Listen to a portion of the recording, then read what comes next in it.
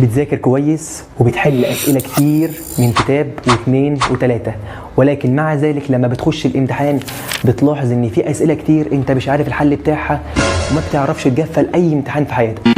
انا عندي الحل باذن الله، انزل وتعالى اقوله لك. السلام عليكم ورحمه الله وبركاته.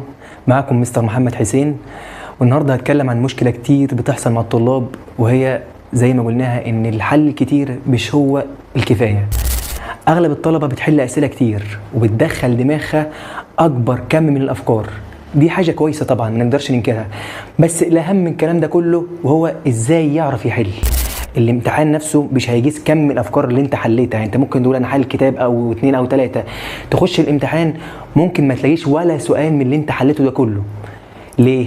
لان هو الفكره نفسها اللي حاطط لك الاسئله نفسها في الكتاب ده بيعرفك ازاي تتعلم تحل، ازاي الطريقه نفسها اللي بتوصلك للحل.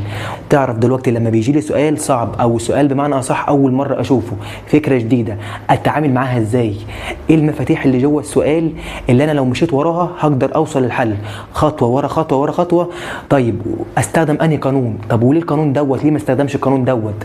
فهو بمعنى اصح طريقه الحل، وانك انت تعرف تتعامل مع السؤال الجديد ده بالنسبه لي اهم من كم الافكار اللي انت تحلها وخلاص.